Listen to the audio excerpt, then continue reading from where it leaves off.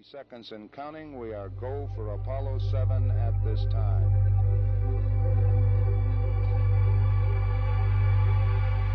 T-minus 50 seconds. The vehicle now pressurized, and the vehicle is go, as is the spacecraft.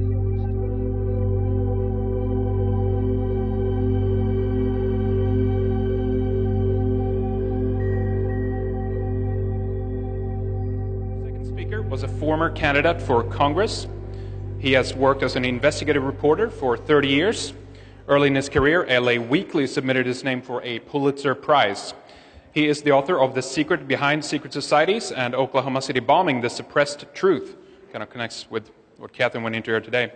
He has spoken to audiences all over the world on politics, mind control, deep medical fraud, and he's done some tremendous work pertaining to the creative power of the individual and how to break away from the system of control. Again, why do people accept this kind of stuff? Why do they not know more about it? He's one of the great journalists, I would say, that we have in the alternative field. He is dedicated, committed, and very focused in his efforts. His angle and work is an essential part in bridging the topics of this conference out to other fields so that we may understand how cover-ups are possible and how programs like this have remained hidden and secret for such a long time. He writes prolifically at his website, nomorefakenews.com, and he's going to talk to us about mind control, the secret space program, and the secret theater of reality. So with that, please help me welcome John Rappoport. How about that? Is that okay? Can we just sort of trim down the echo? So let's put all the lights on. I see there we go. Oh, people. Okay, because I have no slides. I have no information.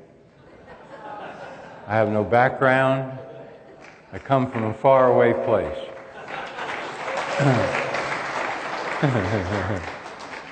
And this one is for Harry. Okay, so Edgar Mitchell goes into space. He comes back with other colleagues. They're debriefed at NASA. Very good source tells me they report paranormal experiences in space. Slightly uncomfortable for federal government, but they've heard this before. Not the first time guys have gone out and come back. I'm not talking about we saw saucers.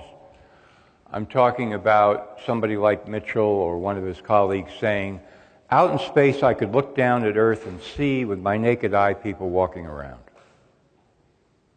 I was told this in 1973 by a physicist of repute, and then NASA said to Mitchell,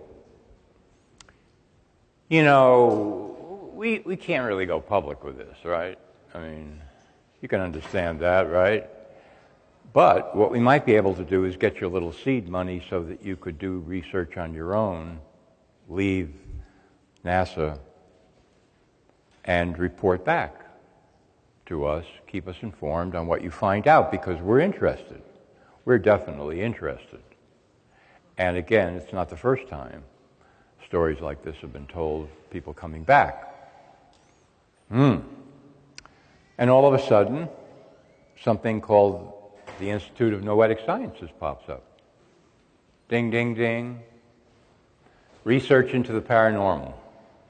The best paranormal reviewer of research in the world, Dean Radin, is now the chief of scientists there at Noetic Sciences. He wrote a book called The Conscious Universe, in which he proved, not just speculated, from a comprehensive overall review, extensive review of all of the literature of laboratory paranormal experiments on all manner of tests, the balls dropping into slots, telepathic sending of photographs. These are all laboratory experiments, ruling out the badly formed experiments from the good experiments, a major undertaking. And his book, The Conscious Universe, comes to the correct conclusion that overwhelmingly the data show that there is a significant existence of the paranormal.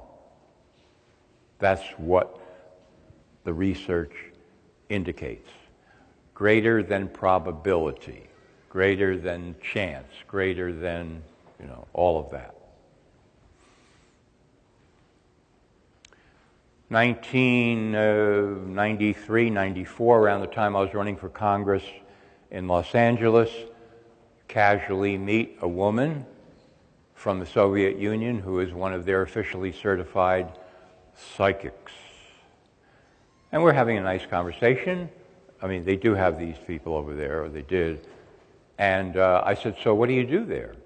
She said, I talk to the cosmonauts when they come back. Really? Oh, yes, absolutely. And she finds out that I'm a reporter and she doesn't want to talk to me at all. I said, can you, give me something, anything. What are they saying, the cosmonauts, right? No, can't talk. Secret. I said, just give me one example of what cosmonauts have said when they come back from space. What happens to them in space? And she says, talking to dead relatives. Really? Yes. I said, so suppose I go out into space. Do I have to talk to my dead relative? Especially my Aunt Gert. Because she's going to be looking for salami from the Carnegie Deli in New York, no matter where she is, in the cosmos, and she's going to try to get me to find it, right?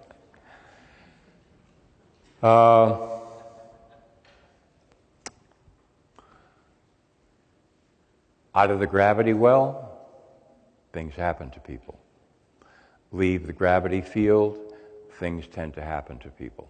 Not everybody, not all the time. This is a working hypothesis, but it's got some merit, significant merit. Government agencies are interested in this. What happens to people who leave the gravity well? Talked seriously to a guy who worked with one of these low-gravity training chambers. Back and forth. Do people ever have out-of-the-body experiences? Are you kidding? All the time. Really? Oh, yeah, absolutely. What does out-of-the-body experience mean? It means that the person is perceiving some section of reality from outside their body, and they know it. What psychiatrists would call psychotic behavior, for which they want to provide many medications. My boy, we have to stuff you back in because this is not good, what's happening to you. Well, doctor, I had a great time. I had no problem out there. It was tremendous, in fact. In fact, I could tell you a lot about what I realized about my life, existence, reality, all sorts of things.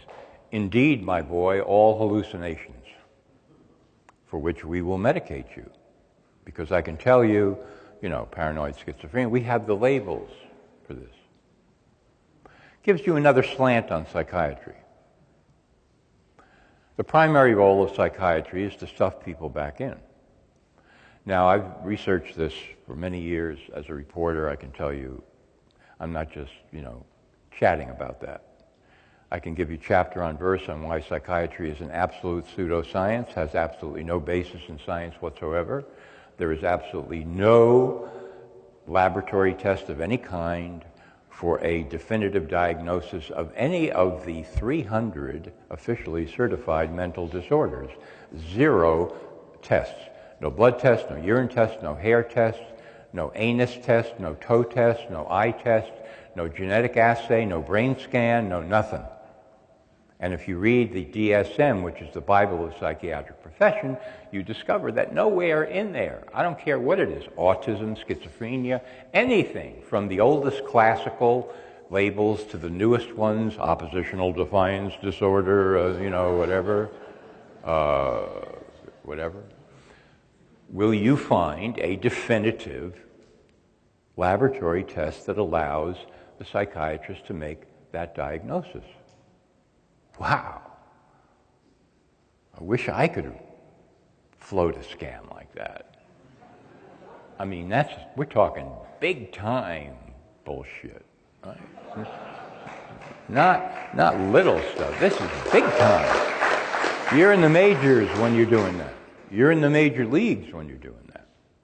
And to convince the government to back you up and make you a virtual monopoly in the field of mental health, to even back you up with courts, 72-hour lockdowns in psych wards, guns if necessary, to enforce that monopoly over the mind, that is some big-time conning.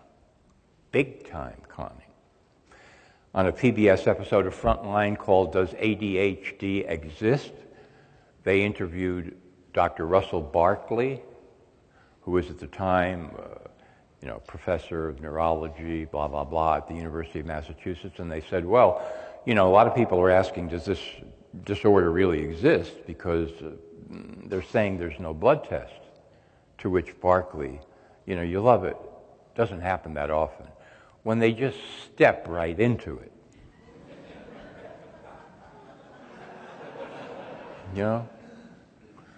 With full arrogance.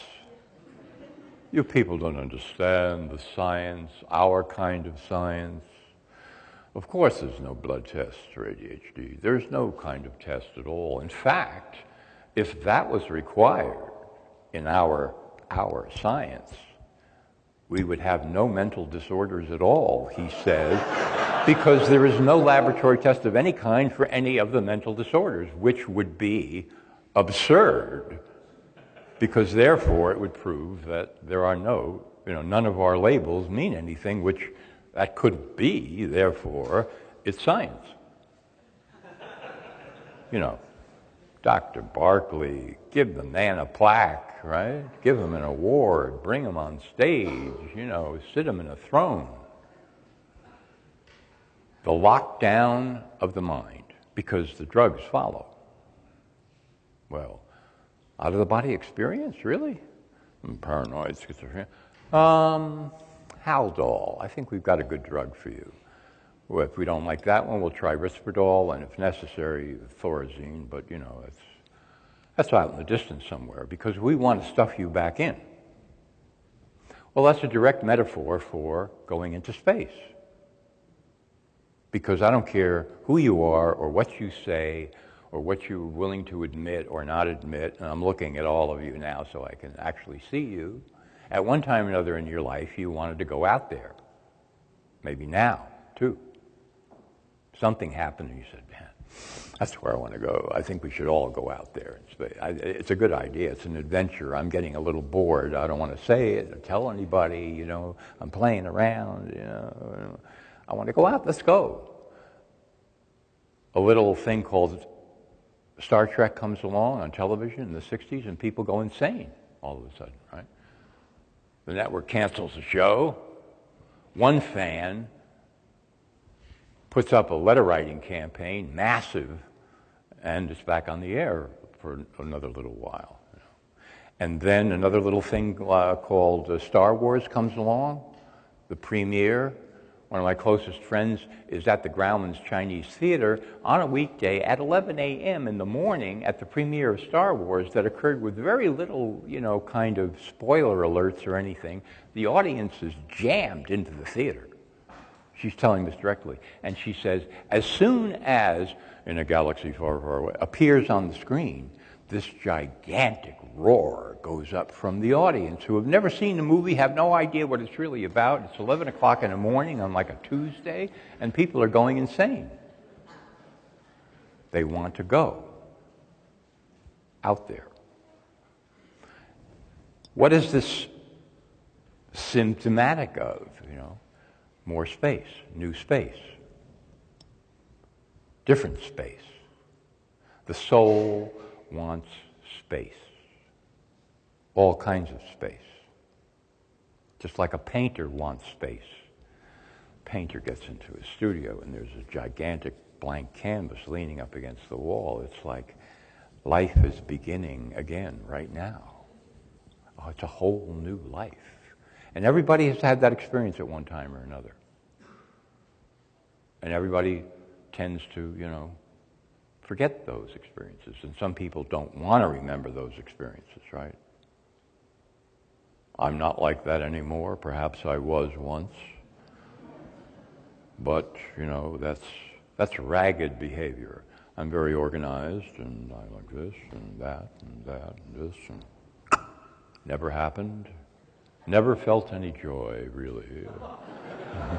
Don't know what it means. No thrill, no adventure, no excitement. Organization. Give me organization. I run my entire life through a GPS. When I go to the bathroom, I turn it on. So walk down the hall, take a left, and go in there and sit down. Right?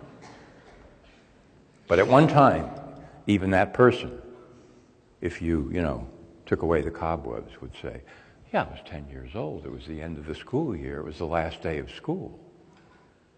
I walked to school. It was a gorgeous summer day. And I knew that space and time were unfolding in front of me endlessly. 3 months? It wasn't 3 months. It was 3 lifetimes of freedom. Space. Space. Not the space of the classroom anymore. Knew what that was all about. Endured that from September to June. Now we're talking about a whole different kind of space. Out of the gravity well, the tendency is to experience paranormal phenomena. That's a working hypothesis. It's reasonable. My opinion, it's way more than reasonable. 1984, somebody says to me, interview Ted Clark. He's a hard scientist at JPL Labs. He is a systems administrator on the Jupiter probe. He's a great guy.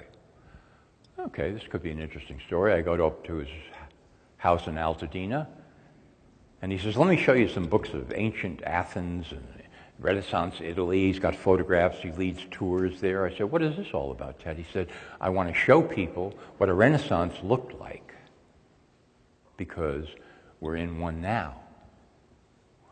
Only we don't know it, apparently.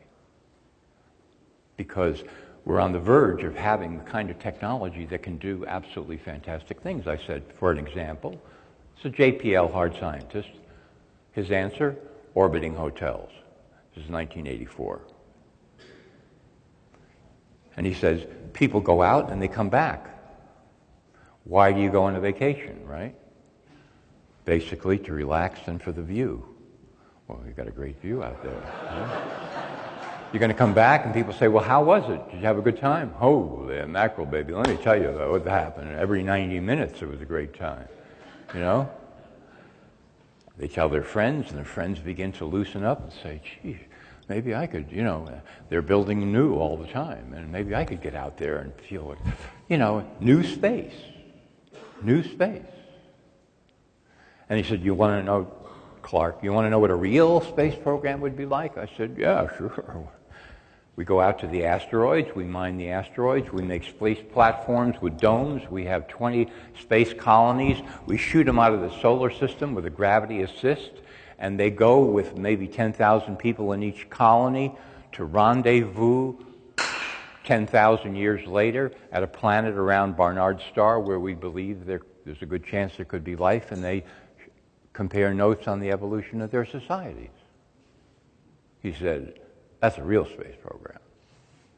He said, unfortunately, with elections every few years and, these idiots in Washington, you're never going to be able to get it off the ground because you need continuous funding for that kind of thing. I said, you're not saying we have the technology to do this? Absolutely no. He said, no, but if you know anything about the technology we do have and where it's going, you can see that we're going to get there to the point where we can do this. So now, I'm kind of, can I book, just want a small room, in the back. New space, new consciousness, new abilities. It's there. It's absolutely there. part of my work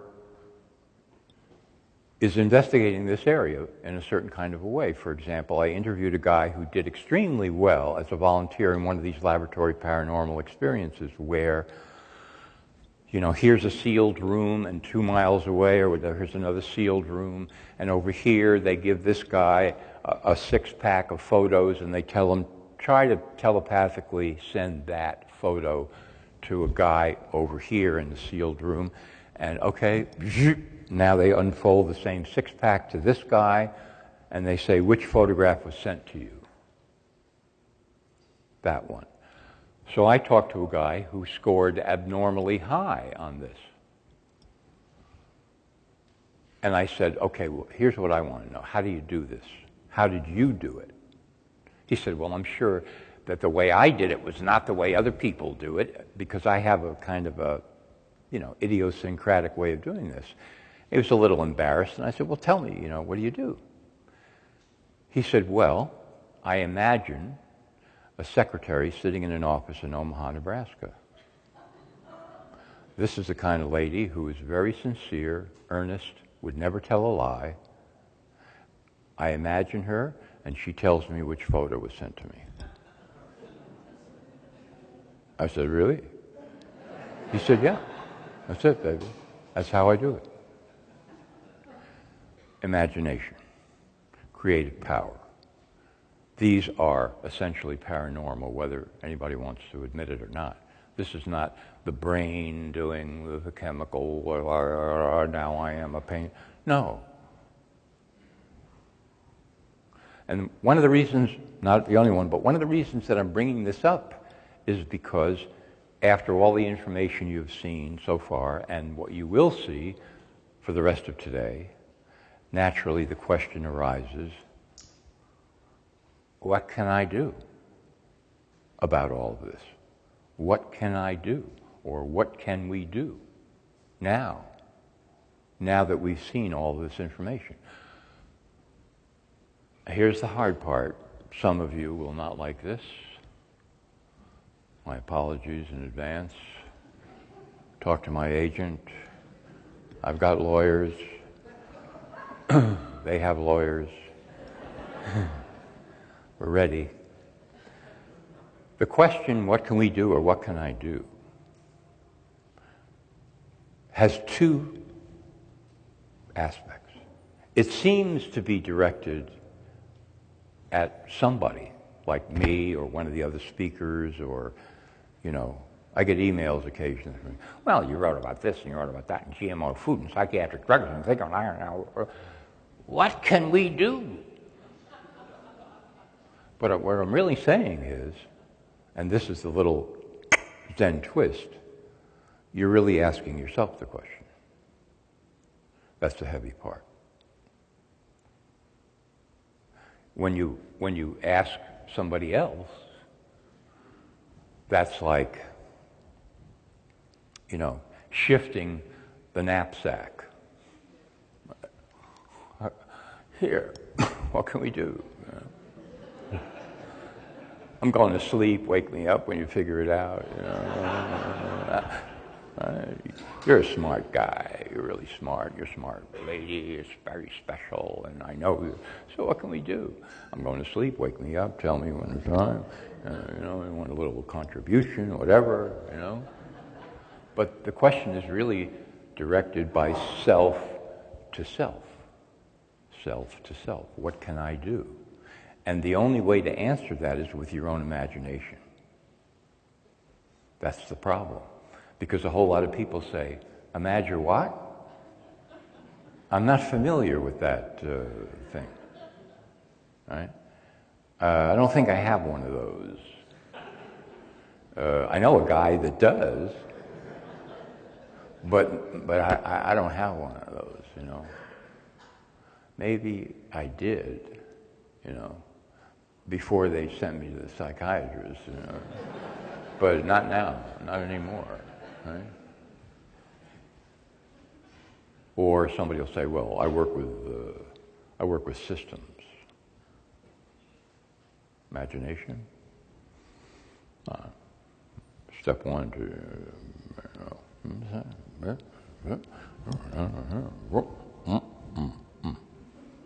That's what I do. Imagination. But that's what's necessary to answer the question, what can I do? And everybody in this room, for himself, herself, could come up with a unique answer. But it's like a mining operation. How deep do you want to dig? Well, I thought about it for 30 seconds this morning, and what I came up with was if we manufacture a new color of nail polish, that might be step one to changing the world, or a high-heeled shoe with a little bit of a better angle, a couple of sparkles here and there. If I put some glitter on my eyebrows, maybe an alien will come down or see the reflection and say, these people are good, let's give them what they need, That was my reflection this morning on my own imagination, right? So it depends on how deep you want to dig, you see. But this is a very interesting process. What can we do? What can I do? Well, whatever that is, aside from community group, okay, all of that, whatever, cause, ideals, yeah. But aside from that, there's the real power is with the individual to answer that question. What can I do? And some people are going, yeah, I see what you're saying. Let me get back to you on that. Because for a lot of people, they haven't engaged in that activity for a very long time, if ever. It's a whole new, dig deep and imagine what I could do, me, uniquely me, about the fact that the world is going to hell in a handbasket, and there's a secret space program, and there's people out there, who want to use this for mind control and, all kinds of other things, and trillions of dollars are being funneled into it secretly. Yeah, what can you do about it? Well, nothing. Yeah, I understand that answer. And if we were in like a cosmic therapy group, we could all just scream, nothing, nothing, nothing for an hour, What can we do? Nothing. What can we do? Come on, nothing, And then what can we do? Nothing, until we, got it out of our systems, And okay, I'm buying it, you can do nothing. I believe you, And I've met people like that, come up to me afterwards, and they're basically saying, nothing. And then they look at me like, did I really get it, Like they're sort of, saying, I have no responsibility for any of this, and don't you dare try to pin this on me because we can do nothing about nothing. Right? Yeah. But if you begin to dig, you see, using your imagination, people come up with some very interesting things. And I don't know, a couple hundred people here right now, who knows what might happen? And then you get the people who say, well, I don't know what I would do myself, and I can't really imagine what that would be, but one thing I do know is that I wouldn't be able to imagine anything that would be of any value. If I could. That much I know. Well, give that man a medal. That man is smart. He can't possibly imagine what he could do to change the world, but he knows that whatever he could imagine is going to be absolutely useless. The man is a genius.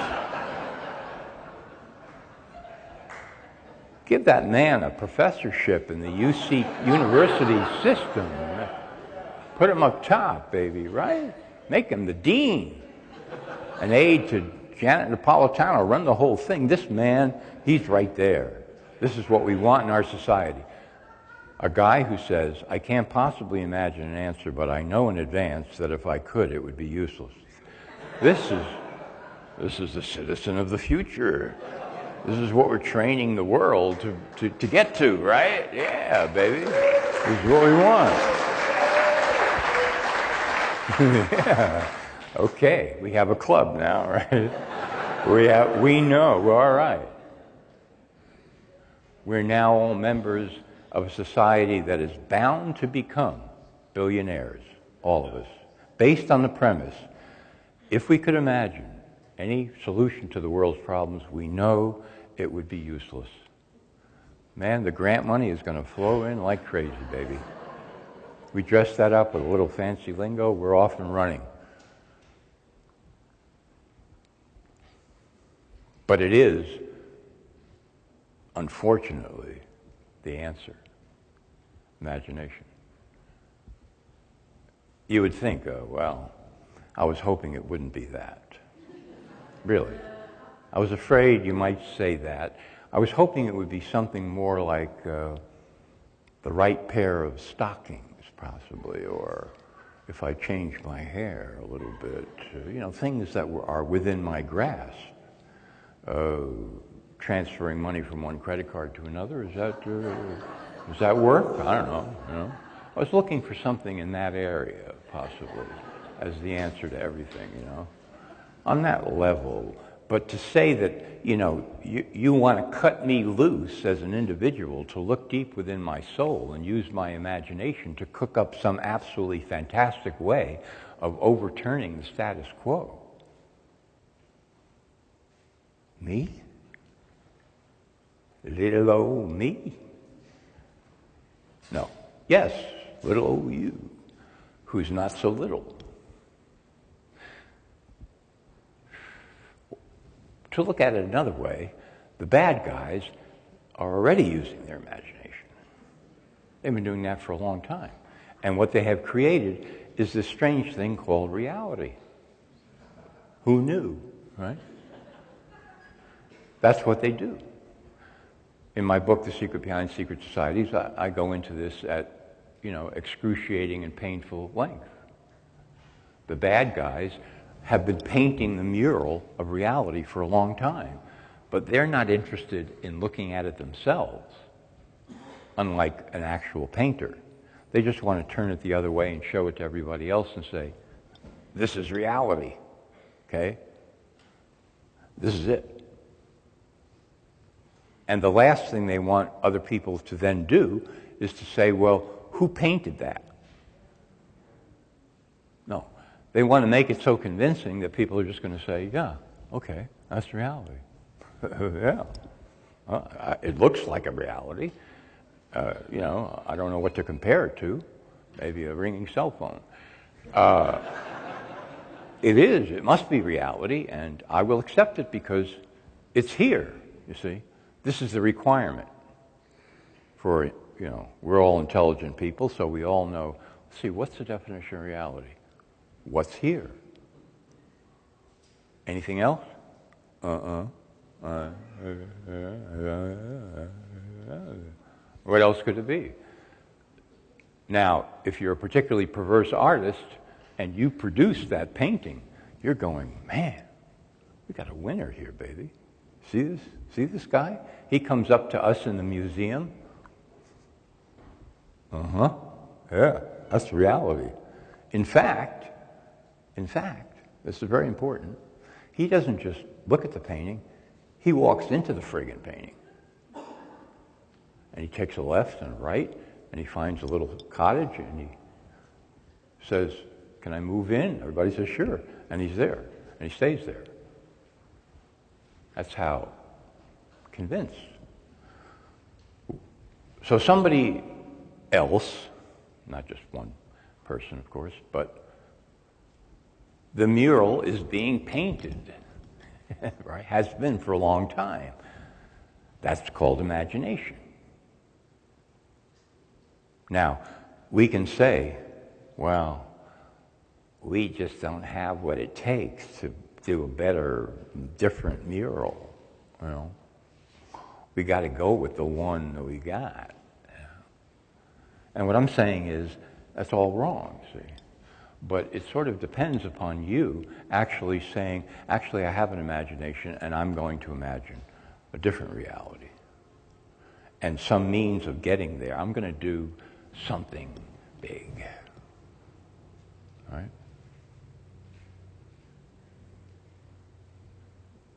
Theater. Let's have a little theater.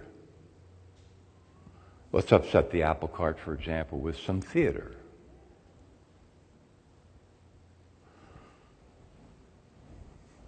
Poke a hole in the status quo. This is what the trickster god, Hermes or Mercury, was all about in the ancient Greek culture. He had enough firepower to be the king of the Olympians in that mythology, but he didn't want to be because he could see that everybody else was glued to this single reality, and he wasn't. He was passing through buildings and cars and planes and whatever they had back then. He would just go through it and around it, and he would look at everybody hypnotized by, the reality. He would say, "Man, wake up, don't you see?" And if necessary, he would resort to stealing things from people.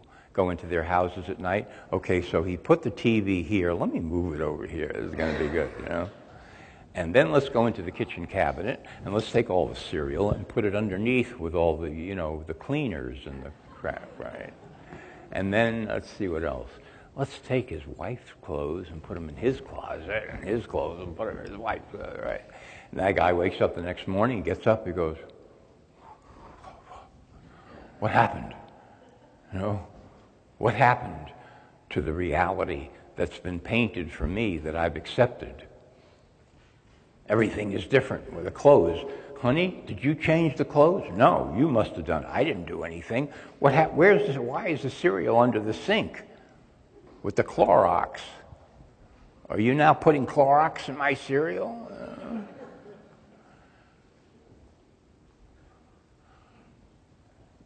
Imagination, creative power. This is what consciousness is about. And part of the so-called, paranormal, that word, it really means imagination and creative power. So that imagination produces reality.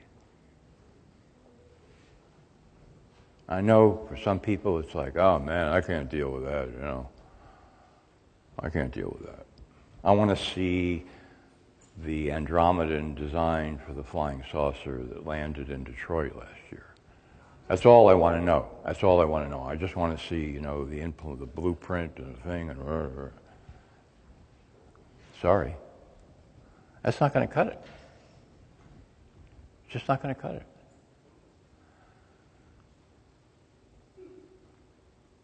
So, let me give you a model. This is not final, definable, systematic, but it's interesting. And there are overlaps. Consciousness.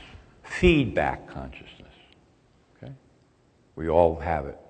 You wake up in the morning, oh man, where is that coming from, Feedback. The body is feeding back. A signal. Pain. What do I do? But more than that, it's like the person is constantly asking himself or herself, how am I doing? How am I doing? How am I doing? And they're getting feedback signals that become, by their own interpretation, the answer to that question. Not so well. Not so well. Can't see. I'm not doing so well. I feel sad. Sadness is coming to me now. It approaches on a steed of white. So therefore, I must not be doing too well because people are not supposed to be sad. Therefore, I'm on the outs. Tisk, tisk. Feedback is coming through, you see. And then you've got people that actually, you draw a conclusion from this. Everybody does it to some degree, but I'm talking about, overwhelming obsession. So how are you doing?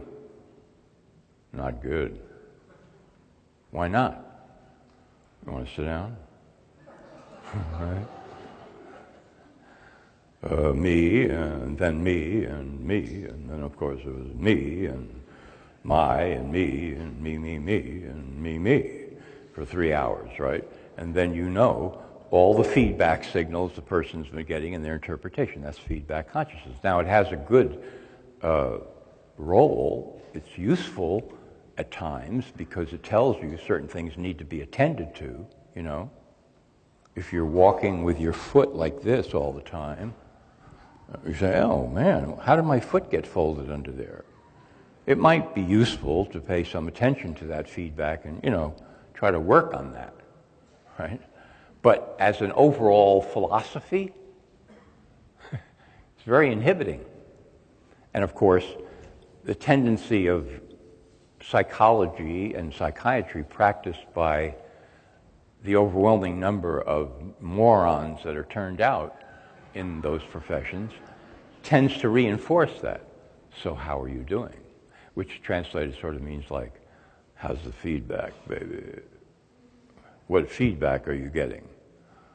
You know, and after a year or two, patients become experts in relaying. I had a dream last night.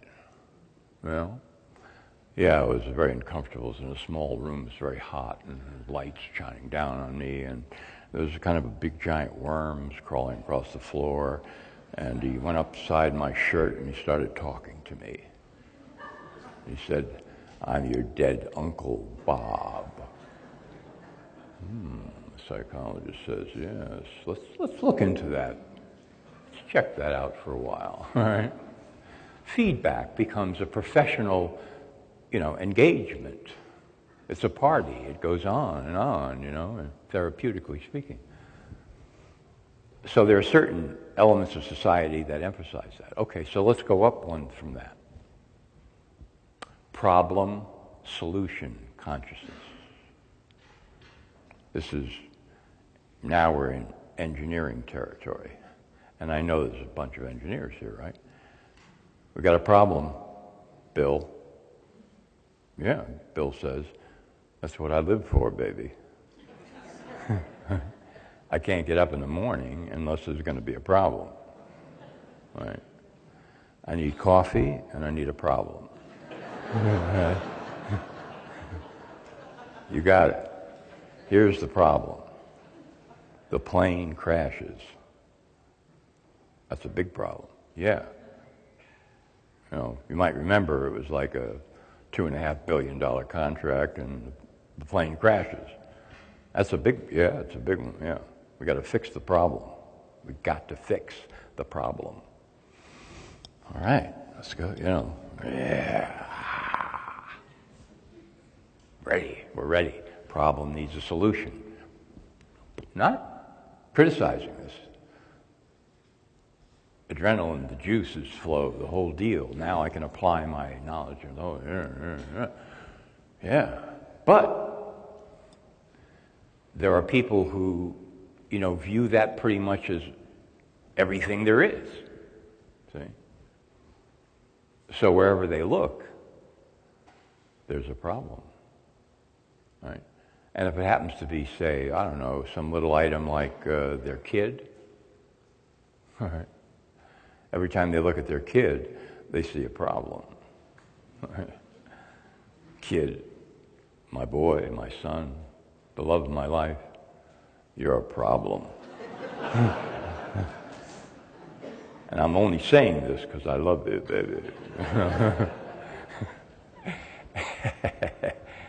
And I'm going to, you and I and your mother, we're going to solve the problem. All right? And every day, the kid looks at his father and says, I don't like this vibe coming at me. You know, I don't know what it is.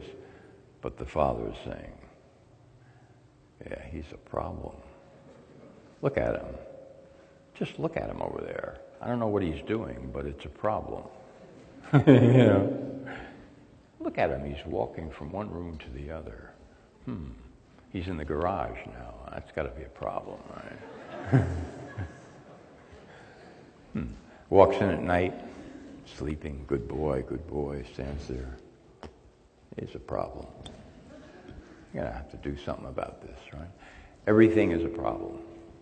That becomes the, you know, the message, the overwhelming message. It works, when it works in the right places, just like feedback works when it works in the right places. Now you get to the next level, which is creative consciousness. It's where people check out. I'm checking out of the hotel now, or he's talking about creative consciousness. I've got to go catch a plane. Because creative consciousness, you see, doesn't really respond to problems exactly. It goes beyond problems because creative consciousness, creative power, imagination create reality. So you're now concerned with creating some new reality. Doesn't have to be conceived of as a solution to a problem specifically. That could be where you start to contemplate it. Yeah, there's a serious problem. The world is being run by the wrong people. That's kind of a problem, I think. Or as Harry was saying to me yesterday, the breakaway civilization is all human civilization since the beginning of time, right? So what we're trying to do is break away from the breakaway, right? That's the whole deal. That's what we're dealing with here. So it certainly can start there, the creative impetus, but it goes way beyond that very quickly because imagination is now concerned with creating new reality and also destroying old reality. Let's not forget destruction. Destruction is a good guy if he's in the right ballpark. Yeah, let's destroy that. Yeah, it's going to be good. Oh, we're going to destroy this. It's going to be great. People say, oh no, that's bad karma. You can't do that. Everything must stay, If we disturb one little hair on anybody's head, bad things will happen to us. The Great Spirit will rain something down. No, he won't. He doesn't care. Creation and destruction go together. It's all part of the creative process. The creative consciousness wants to create new reality. That's what everybody wants. Everybody wants to be an artist of some kind or another, if you use the term in the broadest sense. Come on. No, I do not and never have wanted to be an artist. I have wanted to be a statue. Yes. I have wanted to be the bust on a pedestal in a library. I have wanted to be an academic, able to secure lifetime tenure and look down at my nose at everybody all at once. I have wanted to be Brian Williams, to lie every night on television and pretend he's just a newsboy in old country America, riding his bike down the street, throwing papers onto the porches. Hey, just a good guy. I've wanted to be Diane Sawyer, Don't Cry for Me, America, because I'm crying every night for myself. Diane is leaving ABC News. I had to take a ton of Prozac to even get here when I heard that. Everything she does, everyone she interviews, it's like, she's ready to weep. Oh my God. And then what happened? Oh, it got that bad? Really? Tears. Never wanted to be creative. I have wanted to be Scott Pelley of CBS News. Scott Pelley is like a cardiac surgeon who's always wanted to do an operation without anesthetic,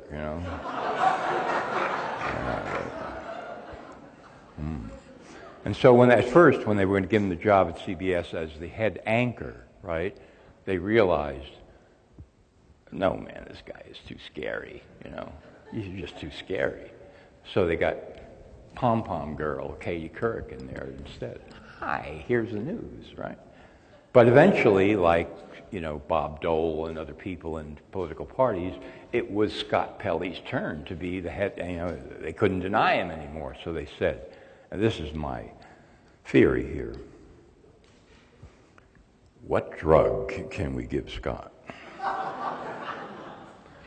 they're working on something, Bethesda. It's called ISF, a new drug. Stands for I'm sort of human. Now, that little cord that runs behind, news people's heads, that thing you see sometimes, with him it's actually a tube. And they're pumping this in because the drug only lasts for a couple of hours, and then he's no longer sort of human, and then it's too scary, So they got to keep him that way. So you'll get people that say, no, I want to be Scott Pelley, I want to be Diane Sawyer, I want to be Brian Williams. I've never wanted to be creative. I don't know what that is. Don't talk to me about it. It makes no sense. I'm not an artist. Never have been. I wouldn't know how to start. I've never had any talent. They always told me I had no talent whatsoever. Therefore, if you ask me to imagine what I would do to change reality or make a new reality that would take the secret space program and put it into a little bottle with a cork on it, of course I would have no way to do that because I've always wanted to be a statue. Maybe a super soldier with no feelings whatsoever and endurance. I can stay up for a week, kill people without any feeling whatsoever. That's a good one, yes. Scott Pelley, whatever. But I've never wanted to be an artist. Never. Those scruffy people should be put into pens. Never wanted to be creative. Not a good thing. Your family ends up hating you. There's no doubt about that. What a disappointment you've been to us with this art thing of yours. You're a problem. You're a problem, right? So all of society, you see, is organized against this. And it's not simply from above being organized. Yes, there is that. We are organizing it. We are collaborating and cooperating with each other behind the scenes to make sure that we don't start looking at each other and saying, she's an artist. Oh yeah, right. And they look at me, oh, yeah, we're all artists, right? This must never happen. So we have, you and I and all of it, we have this consensus reality going, you see. The last thing we are is artists. You got that? It's kind of like you come into this world and you get a book and there's only one page in it. No one is an artist. Got it? Got it. Don't talk about it. No, we don't create reality. That's impossible. We have no real imagination. We should never ask ourselves the question, what can I do now? And seriously start to imagine something grand and actually follow through on it. I mean, follow through on it, right? Oh, I'm not that kind of person. I don't know what he's talking about. Oh, he's crazy. He's absolutely crazy, right? Oh, yeah, he's crazy. Okay, we're saying he's crazy. We're not creative. That means we're the normals.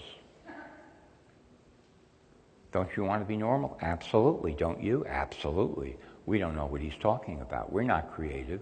He's crazy. He's probably paranoid schizophrenic. Drug him. We're all sane. We're all normal. And we're looking for a mechanical solution to the problem. Ain't going to happen. Sorry. Never, ever going to carry the day. The bad guys, we want a mechanical solution that will destroy the bad. Never going to happen. Because the bad guys are the epitome of the mechanical. That's what you've been seeing, all of this stuff, this dreck. They want to put a ring of satellites around the planet and start beaming down frequencies at people to see how do we influence behavior. How does that work in Nigeria with our models? 72 hours, we beam this frequency down. Okay, let's analyze. And let's try over here in Bulgaria, whatever they call that now, yeah. And we'll give them that frequency. And then here is like Portland, Oregon, Let's go with this frequency and see what we observe, how we can alter behavior and whatever, in the next 72 hours, and a perfect platform for mind control. I mean, it's reasonable to assume that people who have been doing, mind control since the dawn of time, as the priest class basically, and in the 1940s, 50s, 60s, and on, MK Ultra at the CIA, that kind of trauma-based mind control, would be going for something more high-tech now. In fact, I interviewed John Marks, who is the author of Search for the Manchurian Candidate, who started the whole MK Ultra expose, and he told me basically that he was applying Freedom of Information Act to the CIA over and over again. They were not giving him anything, and then finally, as a joke, they sent him 10 boxes of financial records, CIA records. And he said, so I looked at the records and I was able to figure out a lot of what was going on. And then I was able to find the people to interview, and then I put the whole thing together. And they didn't like that. So then when I started applying again for more records, a guy at the CIA finally told me, Mark said, in 1962, MK Ultra went ultra dark. It was transferred from the Directorate of Technology, whatever, to the Office of Research and Development, ORD, and since 1962, that's where it is. And Mr. Marks, you will never see another document from any of that. I promise you. Forget it. It's over. You had your day, you had your fun with your book. Nobody is ever going to see those documents again. That what we're doing now in mind control. Well, with an attitude like that, I mean, slightly obstreperous, wouldn't you say? And now with all the high-tech whatever, I mean, it's reasonable to infer that they look at space, of course, Pentagon types and so forth. We own it. It's ours. The soul wants new space. The people, it's our space. We weaponize it. We do what we will with it. Let's put a ring of satellites around it, all connected, and let's start beaming different electromagnetic frequencies at people, and let's see what the effects are. Let's have some highly organized studies done to see what we can do. Okay, so these are the people. Okay, now we say, well, some mechanical solution is going to stop that forever? Like, gee, I know the answer's in here somewhere. I had a glimpse a little while ago of, the mechanical answer to all of that that's going to, I just can't remember it anymore. No. It's not like, oh, we're going to build a system that destroys the system. Ah. Well, if you think so, go for it. Let's see how it works out. But what I'm saying is, even if that were your approach, we're talking about imagination here. What can you imagine? And the problem here is that most people say, I'm nobody when it comes to that.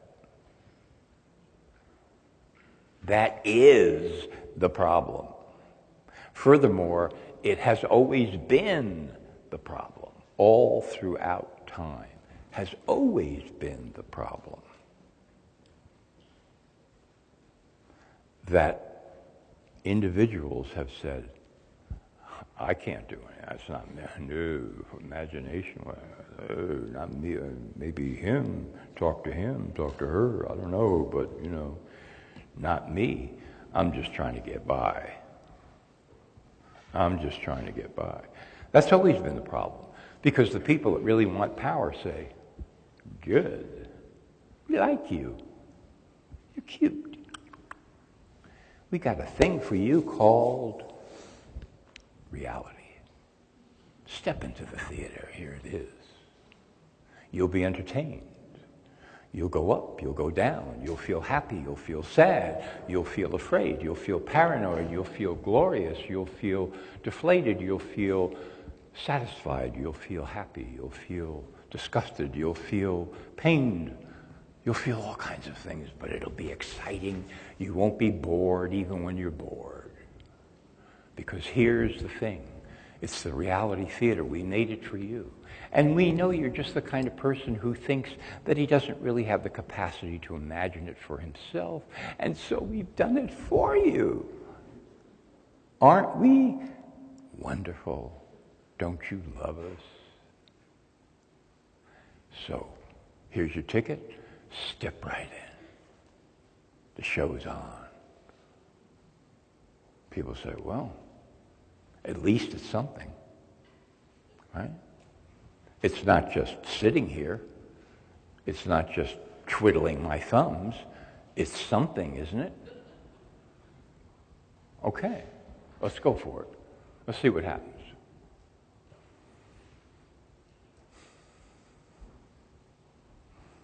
That's always been the problem. So the answer to the question, what can we do or what can I do, comes from you. Having asked that to yourself. Having then said, well, I have to imagine and create something else. Which I can do. Because this whole theater that I walked into, I mean, somebody built that, didn't they? Didn't they? I mean, the Vatican, that's a theater. Didn't somebody build that? At the end of the Roman Empire, when everything was crumbling, didn't a few guys get together and say, you know, we've been doing this all wrong. It's not working out. The empire is too big. We can't get out there and conquer everybody and control the whole thing. You know, way out there in the boondocks, who knows what the hell's going on? We send people out, they don't come back. They change their names. All of a sudden, this guy, you know, his name was Schwartz, and now it's Ali Abda. What's going on, man? He was the governor, and now he's worshiping something. We don't even know what it is. You know, the supply lines are too long. We screwed up. The whole thing is starting to implode and crumble on us. What can we do? We have to invent a new theater. Mind control. And everybody says, oh, baby, we like that one. Mind control. Yeah, we have to paint a picture of the universe, not just the world. People, you know, we got to give them their money's worth. We got guilt. We got original sin. I love that stuff. We got the myths. We can pick and choose out of the Bible whatever we want. We can put it into different forms. In fact, we can say that all history terminates in the church. We can reinterpret the past, and we can say all these events that historians have said mean this, that, and the other thing are actually great moments in the history of the church, which they did. You can go to Arezzo in Italy, in a little church there, and see one of the great paintings in all of Western history, The Legend of the True Cross, Pier della Francesca. Much better before they restored it, and it's a whole episodic thing of what happened to the True Cross and so forth. And there's one panel, maybe the greatest of all, King Solomon receiving the Queen of Sheba. Whew. And then you say, what does this have to do with the Vatican or that religion? King Solomon receiving the Queen of Sheba? I mean, what is this, right? But then you discover that the church scholars have reinterpreted that a moment when King Solomon and Sheba met as, quote, the arrival. Meaning, and then they go, the arrival of the Savior. What? And they're rewriting history. Yes, King Solomon and Sheba, that's a symbolic event that actually, and metaphorically, we stretch it out. It all gets back to the arrival of the Savior. So in other words, if you study history within that scope, and you're not looking at real history anymore, it's all a metaphor that feeds into this final train station called the Vatican, where they reinterpret all of history. And these guys in Rome are saying, yeah, this is now getting somewhere, baby. We couldn't do it with conquering the world, just like America, can't do it, or anybody. Not going to happen. But we can do it by conquering the mind. That's a real theatrical project. We could spend 100, 1,000 centuries on that. We'll build cathedrals. That'll be like television. Right? Because they didn't have it then. So some guy wanders into one of these places and, this is like NBC. This is better. This is HBO, man. This is Netflix. Oh, look at that window. Right? Guys are looking down saying, we got it, baby. This is the kind of theater we want. Mind control. Control of consciousness. We'll put him into the mix master, give him his instructions, take his money. If he wants to pay his way into heaven, we can arrange that, probably, whatever, right? It's great. Fabulous. So, when we're dealing with stuff of this magnitude,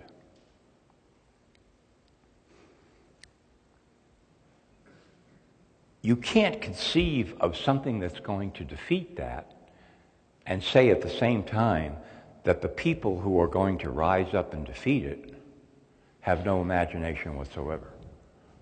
It doesn't compute. It doesn't work. Yes, I mean, you could get an army, conceivably. Our mission is to bomb the Vatican and destroy it. Yes, sir.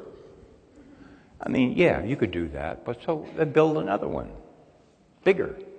They would say, this is actually an opportunity.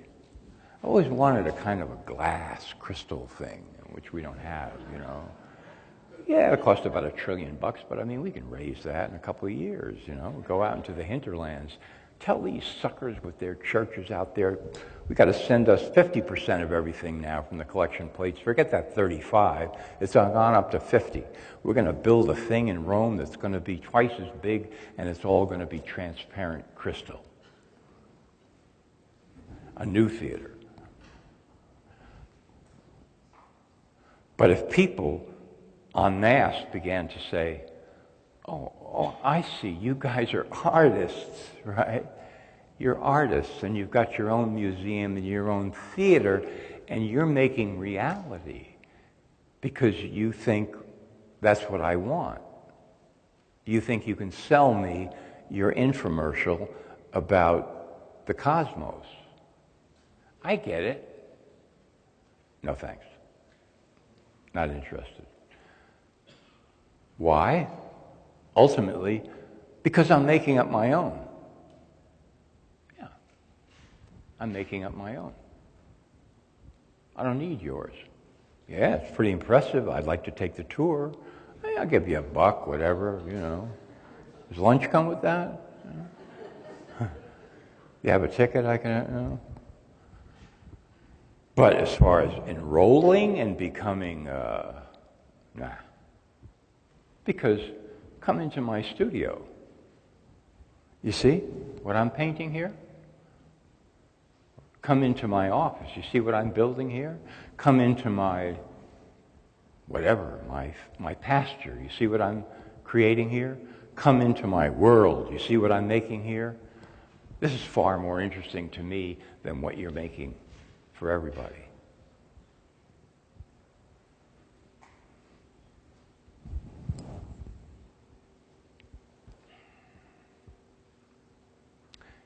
I know what I'm saying is a tough sell. But see, I'm not selling you content. That's the difference. I'm selling you. That's all I care about. If I can sell you, then I'm happy. But not that shrunken down little... Man, I don't want the shrunken doll. You collect a few shrunken heads and it's like, what, are we going to do more of that? We got to get 10 more? No.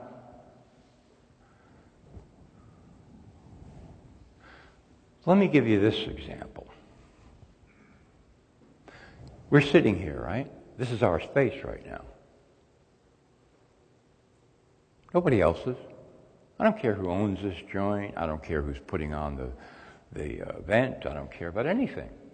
Right now, this very second, this is our space. We got it. Whatever it is, we got it right here.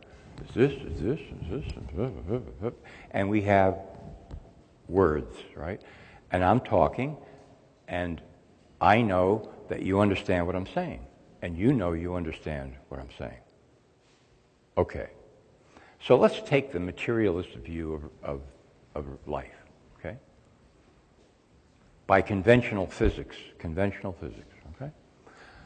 Everywhere is particles, tiny little particles. Call them whatever you want, say they're matter or energy or whatever, but that's it. As far as you can go in the universe, that's it. That's what you got when you boil it all down. You got these little particles, right? Quarks and the things and the wavicles and the ba-ba-ba-ba. Okay. And the conventional physicists will tell you, if you press them far enough, that none of these particles contain consciousness. What?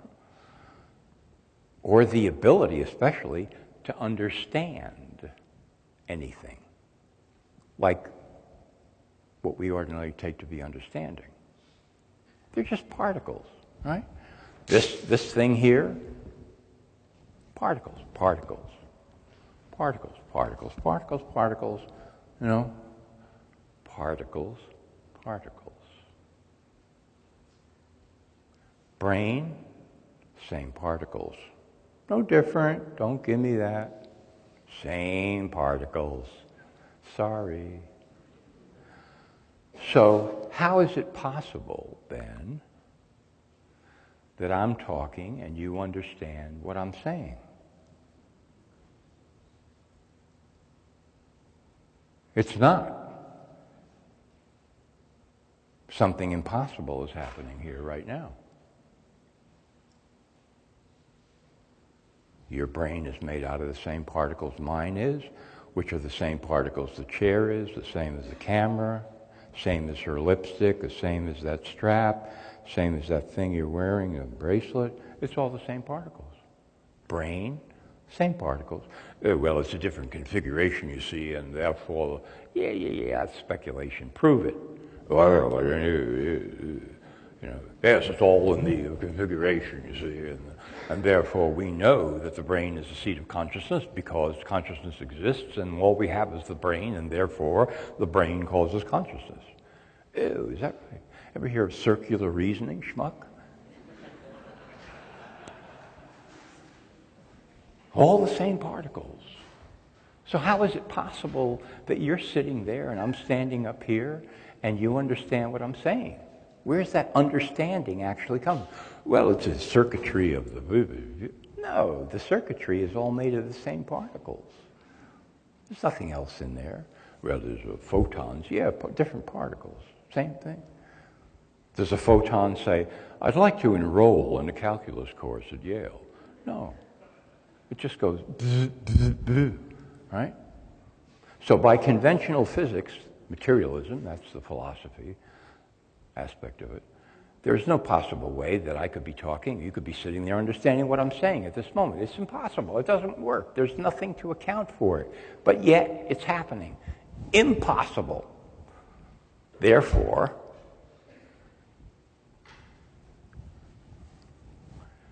you're not material. Hate to break it to you. Neither am I. We're inhabiting these things, but we're not material.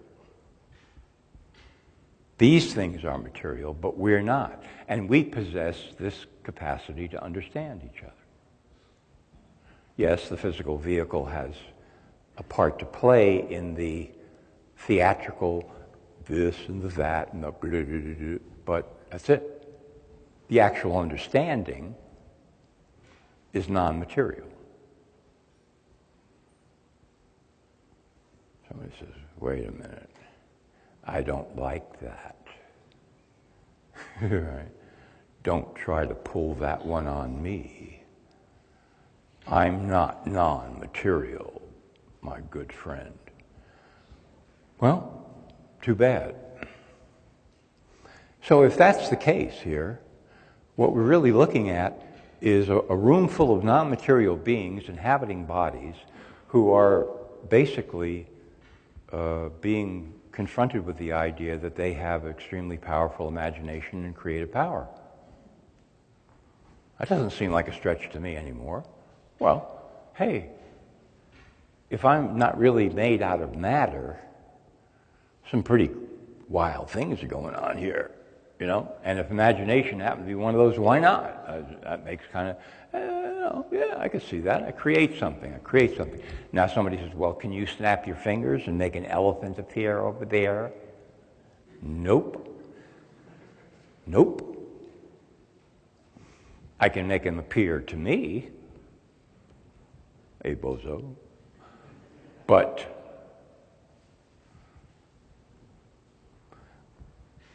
if we go back into ancient Tibet, which is a whole other topic, I think we can see that they were on the trail of making an elephant that everybody could see. That's another story for another time, perhaps. But the point is, it's non-material you asking yourself the question, what can I do? It's not John Q. Patterson of 63 Gobby Gooby Drive in San Jose, California, blah, blah, with a phone number of this and a cell and a pair of glasses with a fence around his yard and a thing saying, what can I do? That's not it. Because that dude has absolutely no chance. He has no answers. He has no clue, right? He's the wrong character in the play to be dealing with that issue. John Q. is a total bust. He's the dupe. He's the idiot and the pawn and the shrunken head. Now, you cast him in that role, he's great, right? I'm John Q. and I'm the dupe. You can sell me anything, baby. I'll buy it. Except that I'm powerful and I have powerful imagination and tremendous creative power. That you can't sell me. But anything else, I'm your guy. You know? Ginzu knives, new paint job, vacation resort that's selling me shares that already went out of business last year. You can sell me all that. I'm good. Yeah. So what it comes down to is, it's this kind of thing. This is sort of like theater, you see. It's like all of us sign up to be in a play. And so they open a huge closet, and there's all these clothes, costumes hanging there, and little descriptions. And we're looking around, okay, this is going to be about 80 or 90 years, so I want to get the one I want. Okay, here's a real schmuck. I think I'll take that one. Right? He doesn't know anything. He's going along with everything. Yeah, that's going to be the least amount of effort. So I want to go for that one. And that's what we all do, right? Yeah, look at her. She's really horrendous. Yeah, I'll take that one. You know? And we all take these, you know, we put them on. At the beginning, you see. Okay, now what do we have? Man, we got a total mess. It's going to be conflict, pettiness, more pettiness, and then even more pettiness, and then a lot of complaining and whining and excuses, and you know, from here to the sea to shining sea, because these are the roles that we chose. And then some of us grow up and we say, man, I don't know why. You got any, like, cleaner? It's sticking to me. I want to get rid of it. Right? But a lot of us just kind of go, play the hand that was dealt to me. You know? No. You dealt the cards to yourself. I want that jacket, yeah. You know, with the twinkles and the stars and the crazy hat and the goofy grin and the big shoes. Yeah, that's what I want, because he doesn't know anything, doesn't want to know anything. And then we wake up halfway, okay, halfway, and we say, my God, we're inside a play about a conspiracy. We're living in a theater in which everything is basically controlled and is a conspiracy. This is the theater that we're in. I didn't know I was in that play. I was an actor in that play. Holy crap. Look at this, and look at that, and look at this, and that deal, and this. How much? 10? Okay, 10. 10 hours, is that right? Just getting rolling. And we're halfway awake, right? Man, I didn't want to be, but we're still wearing the same costume, right? So how do you feel? Well, as we're sitting here right now, maybe we're okay, whatever. But there's a lot of sort of isolation. You know, people come to me, I can't talk to anybody. I start to tell them about this and that, and they look at me and they say, you're exactly the kind of failure we knew you would turn out to be. Right? You're a problem. Right? I'm feeling kind of isolated. You know, I don't know who to talk to. Right? I can't talk to anybody. That's halfway house. We're in the halfway house, right? We think he's kicked the addiction, but we're going to have to watch him to see what happens now. He's in the halfway house, right? He could slide back. He is watching the news again. We're not sure, you know. Every night at 6 o'clock, you can see him kind of, and he goes up to his room. Hi, Brian. Give it to me, baby. Give me no context, no background, connect no dots, the lies, straight out lies, no follow-up questions. Give it to me, baby. And the ads, I'll take the ads too. You know. We think he's sliding back. Not sure. We're all in the halfway house. We came out of the really stupid part of the play. You know, okay, we see the facts. A lot of these facts here, yeah. Conspiracy upon conspiracy, yeah, we see that, we see it, we got it, yeah. And now, I'm feeling isolated. I don't like that, right? Okay, so what I'm saying is, yeah, if you go to imagination and creative power, the isolation will go away. If you don't, it won't. Sorry. Ding, ding, ding, ding, ding. Because if you now know what reality it is that you truly want to create, or realities, and nothing will stop you from doing it, and it's big, and you wake up in the morning and you're like, zappity-doo, baby, I'm alive now. Ready to go. All jets on. I've got power. I've got creative force. I've got imagination, and this is it. Big time.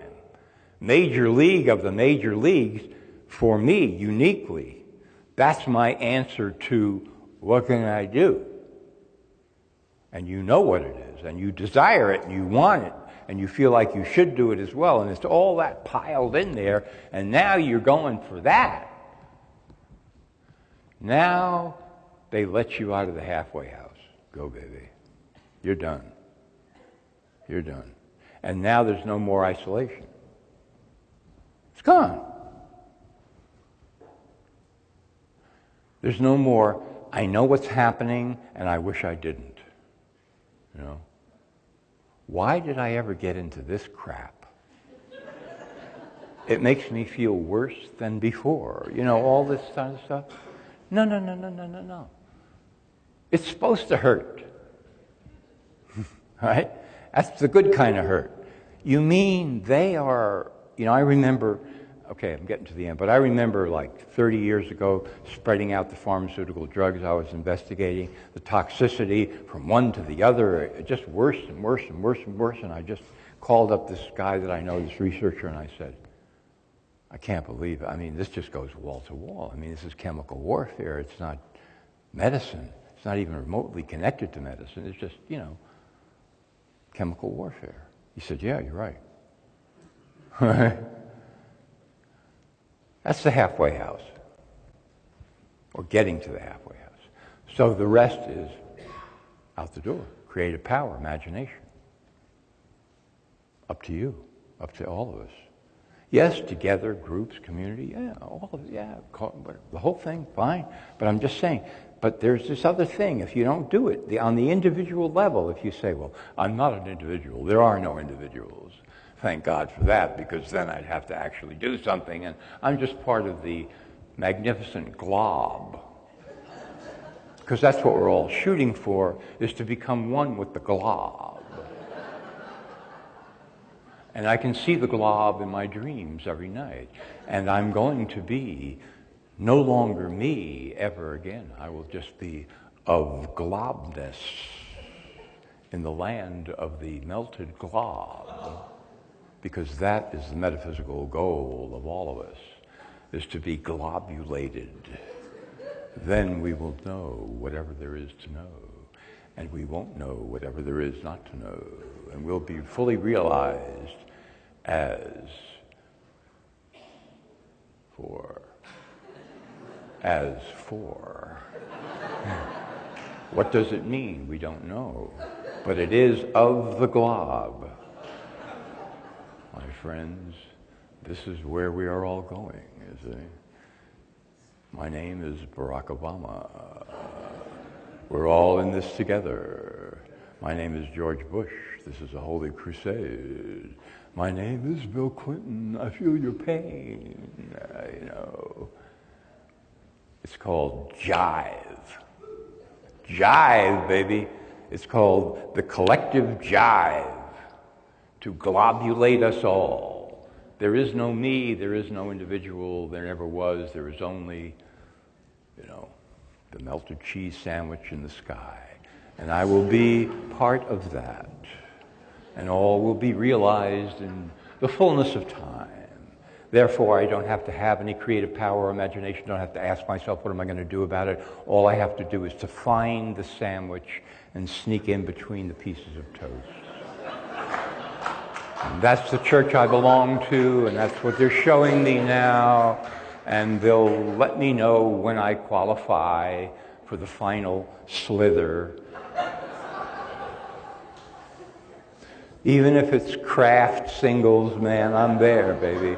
If that's what the glob wants, that's what I'm eating. Maybe it'll be French, who knows, whatever. I'll take it, because then I will be eradicated, finally. And then everything will be disclosed.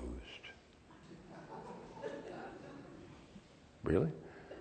Doesn't sound right, does it? I will be eradicated and then everything will be disclosed. No.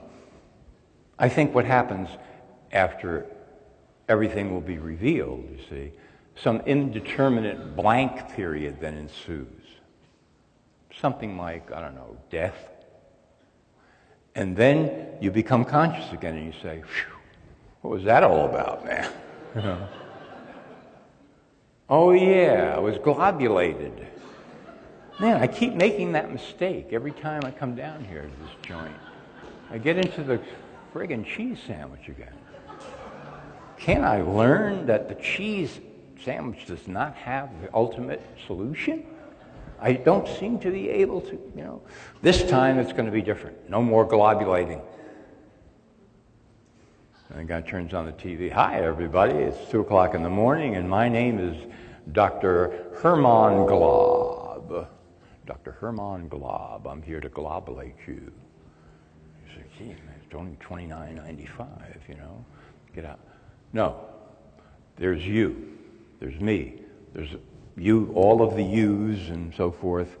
Every you is non-material, eternal, tough shit if you don't like it, too bad, you can't do anything about it, you're inhabiting a body, you've got tremendous creative power and imagination, and you can answer the question, what do I do about it, if you take enough time and you dig deeply enough, and then your life is totally transformed, you're out of the halfway house, and you're no longer isolated. Thank you very much.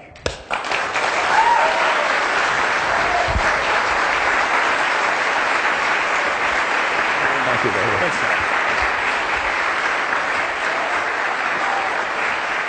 Thank you, John. Thank you very, very much. Great stuff. Great stuff.